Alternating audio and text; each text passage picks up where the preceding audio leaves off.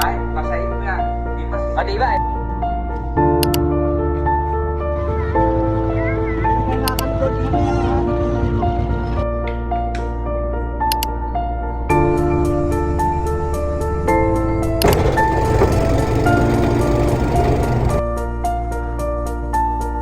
Hi, ako si Sam. As you can see, makikita nyo, paulit-ulit ng routine nangyayari sa akin. Tutulog, gigising, kakain, tapos magtatrabaho, tapos tutulog ulit, gigising, kakain, at magtatrabaho. Paulit-ulit lang, di ba?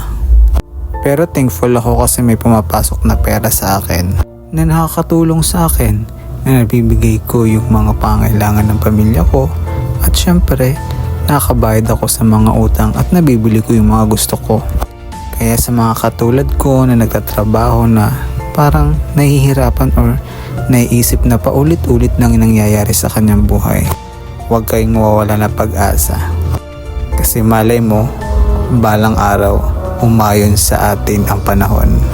Kaya sa mga katulad ko na nagtatrabaho dyan, saludo po ako sa sipag ninyo. Dahil alam kong nagsisikap kayo, di lang para sa sarili nyo, para na rin sa pamilya nyo. Kahit nahihirapan kayo, ay pinagpapatuloy nyo pa rin yung pagtatrabaho para makapag-provide lang sa pamilya. Alam kong hindi madali ang ating mga pinagdaanan, pero malay mo, blessing na ang lalapit sa atin. Kaya huwag kang mawawala ng pag-asa. Lagi lang tayong manalig sa Diyos kasi ang Diyos ay nandyan lang sa tabi natin at hindi tayo pinapabayaan. Kahit gaano kabigat ang iyong problema, malalampasan mo yan. Kaya laban lang mga ma'am and sir. Ako, napapagod man ako, pero nagpapahinga ako. At pagkatapos ng pahinga ko, lumalaban ulit ako. Kaya pag napapagod ka, magpahinga ka lang. At after mo magpahinga, laban ulit tayo. Lalaban tayo dahil may pangarap tayo. Lalaban tayo dahil mga may mithiin tayo sa buhay na gusto nating matupad.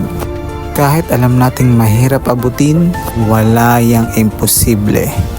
Basta ipagpatuloy mo lang, pagpatuloy lang natin ang ating pangarap, makukuha natin yan sa tamang panahon. Kaya patuloy lang tayo magsumikap hanggang sa muli.